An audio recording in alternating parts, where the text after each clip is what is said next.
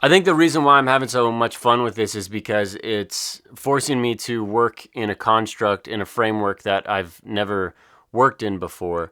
There are 6 different instruments and 4 variations of each of those 6 instruments. So you have 24 total sounds, but only 6 can be playing at a time, and they all need to sound good together. Like, it sounds like a Sudoku. It sounds like a puzzle of some sort, a riddle that you have to solve. I'm hovering around G major with a little sprinkle of E minor because they're relative, major and minor. So you need to make sure that the melodic content makes sense. And then you also need to make sure that from an acoustic mixing perspective that none of the sounds clash. I've had to separate some tracks out, remove low end, things like that, make room for other sounds because I still need to add banjo, and hopefully I have enough room in the upper registers and the higher frequencies for the banjo to play its melodies and frolic about. And then the cuts. The separate track is going to be like cuts and texture. So I'll take like lo-fi vinyl crackle and then put cuts over it just to give it some ambiance. Maybe a pad. I'll have birds chirping, maybe some mountain breeze, ocean sounds, and I'll structure it out so I can play it on my launch pad, and then everybody else will be able to play it in BandLab. What? So I got so much more work to do. I'm acting like it's done. It's not done. This is by no means a conclusion, that's for sure. Woo! I'm almost done, then I'm going to go to bed. This project is nearly a wrap. Then I'm going to organize all the sounds so I can play it on my launch pad. And then, here soon, I'll play all this on my phone in BandLab. What? So cool.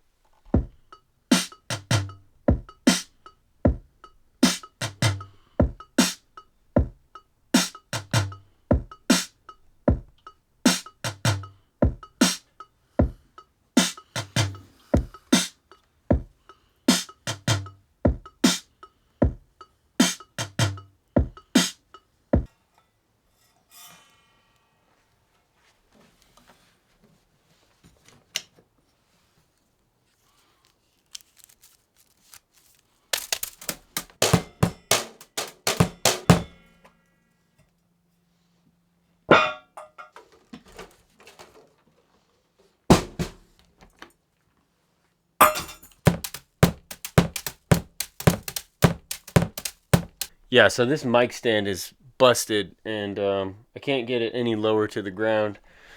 We're just going to roll with this.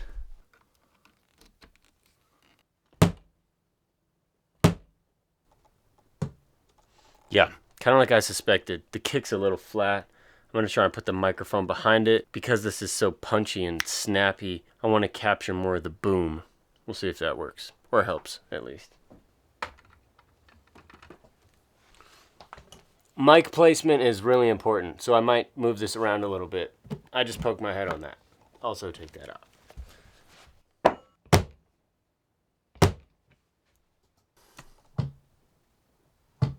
It's still flappy. It's definitely boomier.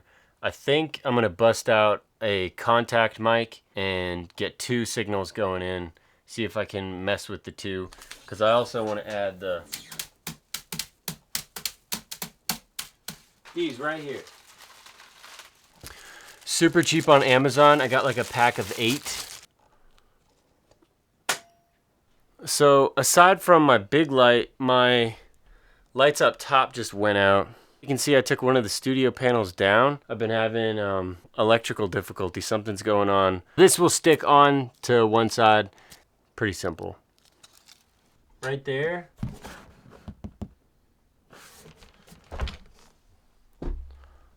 The rest of it is just getting a guitar cable, and really curious how this sounds.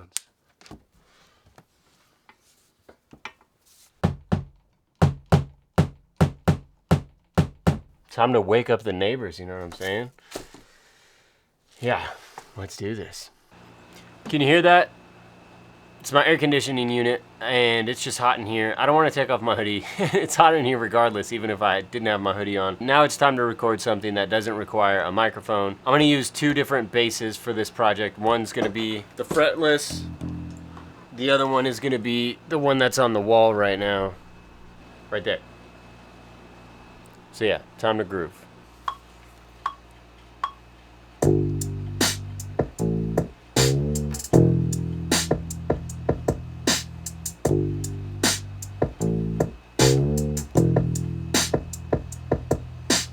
All right, all right, all right. So I got the bass recorded, and all I did was duplicate it twice, pitch one up 1 octave, then the other copy 2 octaves, added some chorus and drive.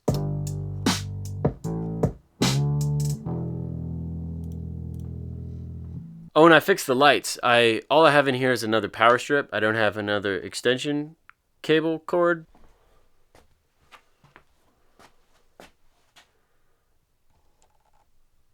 Now it's time to record this drum kit.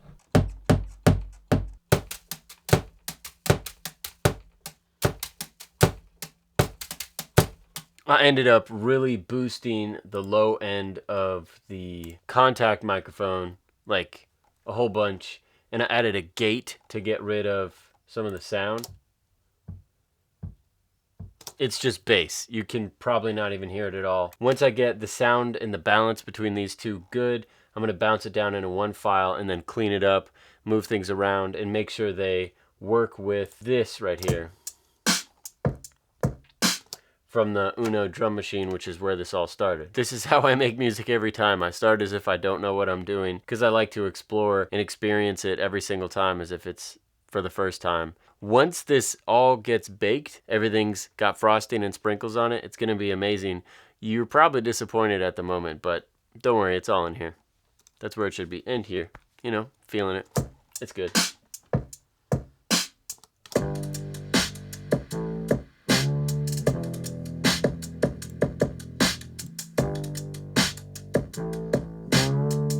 Yeah, now I'm just adding guitar to it, or thinking about it.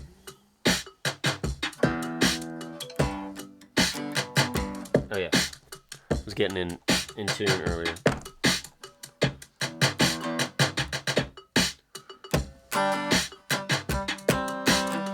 There's a whole lot of work to do, and I'm getting sleepy, and I don't want to film because it's distracting me.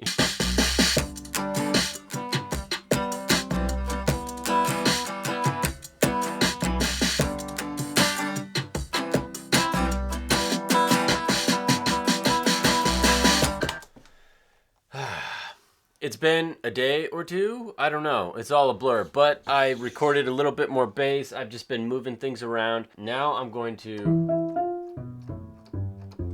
record some upright bass, since I don't actually have an upright bass and I love the sound of it. Drums, cuts, texture. And then just add texture, make things spicy. Oh, yes. And the micro brute. I'm going to add some synthesizer. But the main melody of all of this is going to come from the banjo. I want the banjo to be kind of spotlight in this very strange collection of sounds.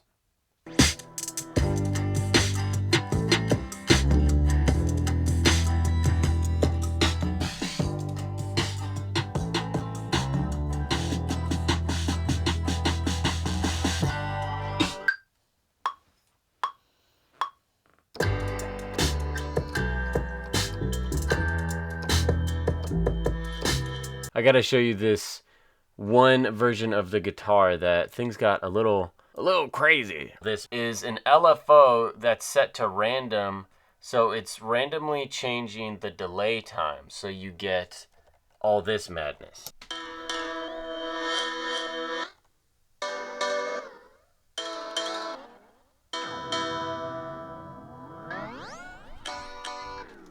So kind of wild, but when you bring it all together with the rest of the guitar, it's just kind of texture and crunchy, strange things.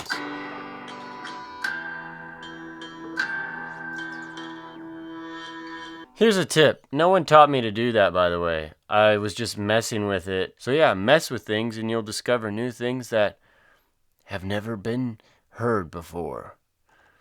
Uncharted territory, baby. There's something special about you, and you just gotta unleash it.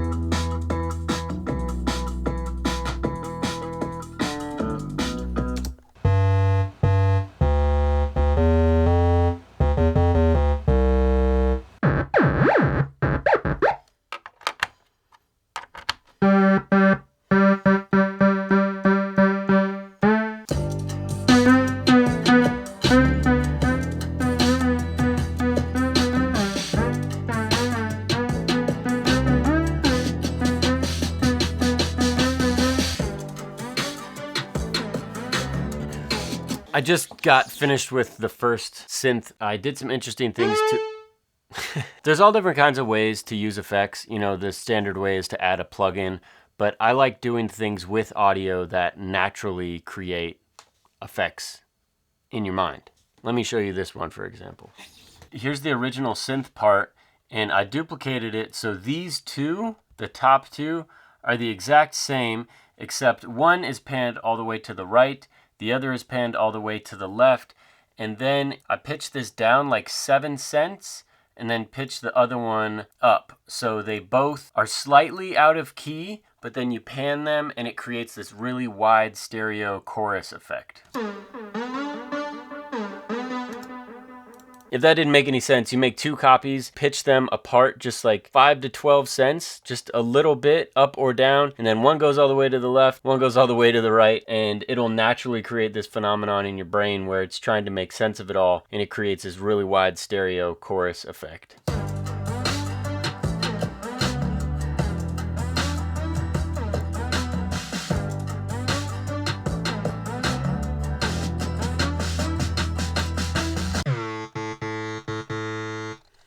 For this next sound, I'm going with the saw wave, or no, triangle wave, and the metalizer.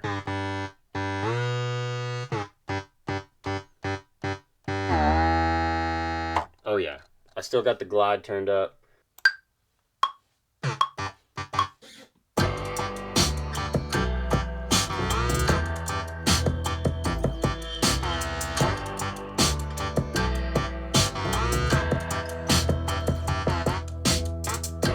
The Micro Brute has served its purpose. It is a lot better for deep, dark, crunchy, gritty sounds, and right now I want something more lofty and high, like cello, violin, something smoother, a slower attack. I'm going to go into the software for that. I'm thinking like some strings, mixed maybe with some brass, something glorious and grand, you know what I'm saying? Something shiny.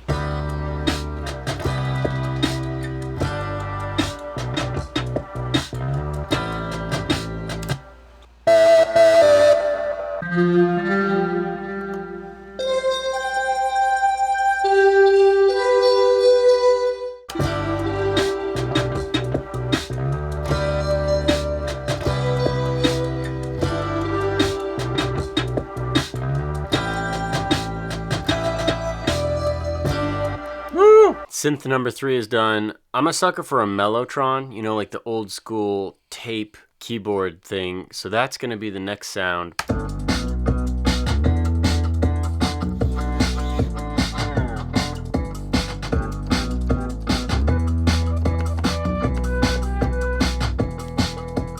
I'm trying to play this fast, like arpeggio between a G major chord and an E minor chord. Like, it's really simple. I'm just gonna play it in and then edit the MIDI in the computer. Thank God for computers. Goodness. Skill is not an obstacle. We have computers for that.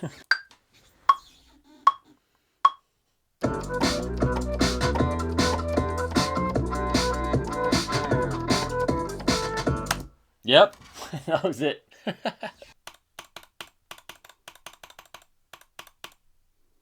Yeah, I'm just feverishly editing MIDI notes. I'll be done soon.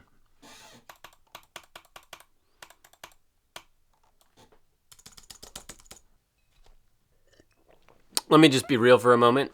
It's time to record banjo. I'm just really excited to get all these loops together and then assemble them in my Launchpad so I can just mess around with all the loops and hear how all of them sound in different combinations. So I'm really curious about that, but banjo.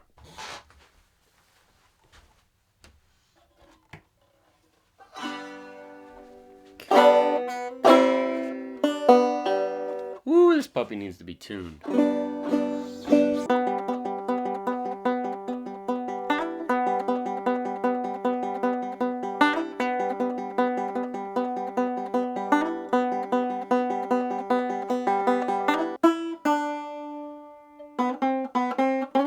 Two banjo sections down, one to go, and the sauce is in the chops.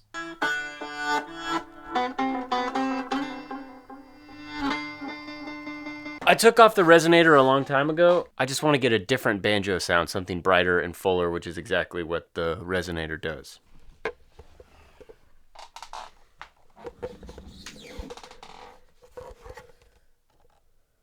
America.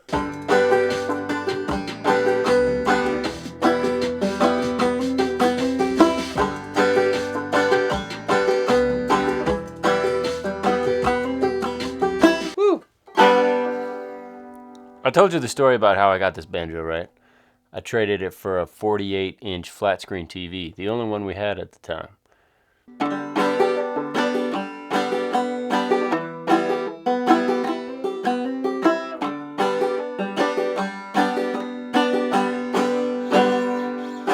It's been a few days, new haircut, new clothes.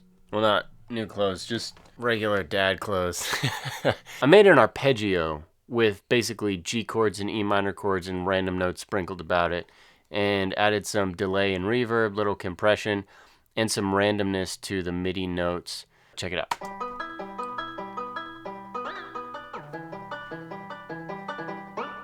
Now I'm gonna bounce that down to audio and mess with it even more. After that, it's gonna be, I'll just get it out now to be a little preemptive. This. I know one phrase is gonna be me saying make more music. Maybe just a good old yo. I don't know, we'll see. But definitely one of them is gonna be make more music. That is for sure.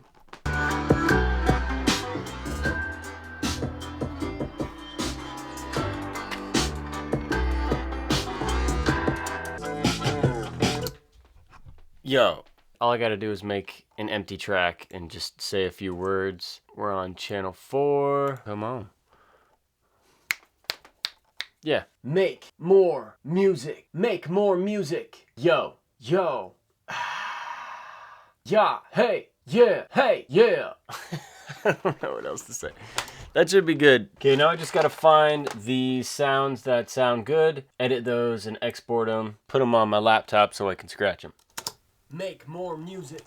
Make more music. I'm basically making like my own little scratch record right now, just full of sounds and cool stuff to cut. We get the table set up now. It's just cool having a completely separate setup for the turntables, because that's how I started scratching. Woo! Coming in hot. Oh yeah. Make.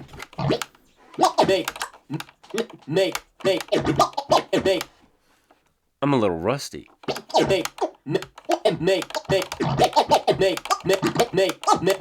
Make more music.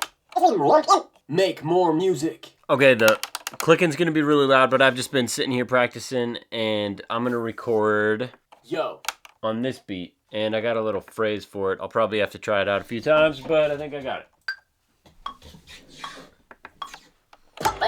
Yo. Yo. Nope, that wasn't it. Yo. Yo. All right, that went well, and I finally got it after a while. Now I'm gonna record the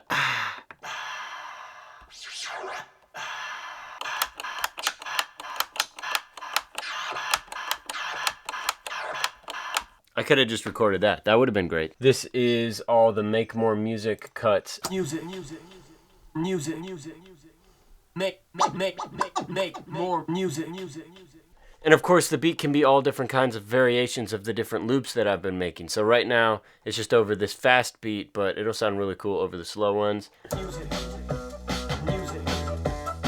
Make more music.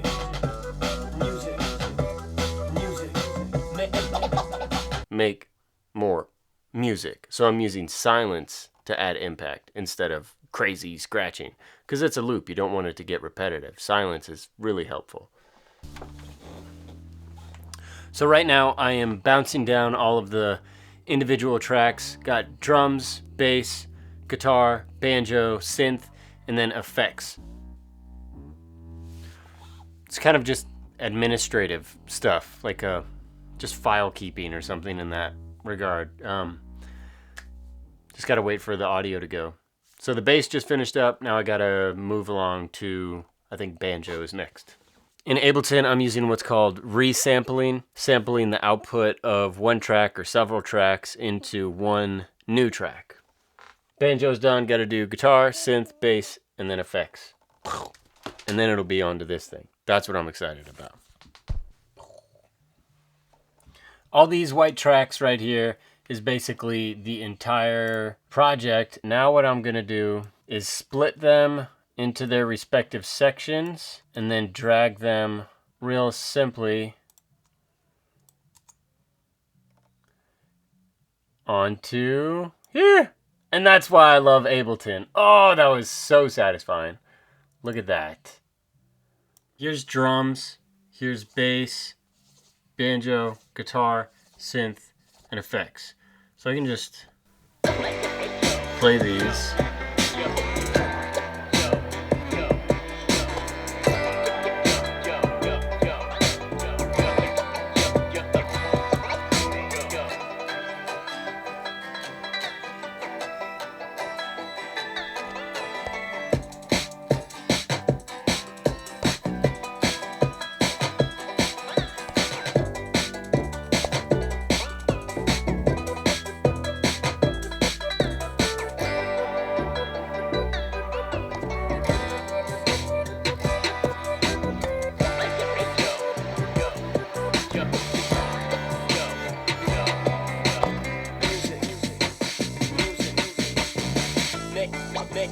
Make more music.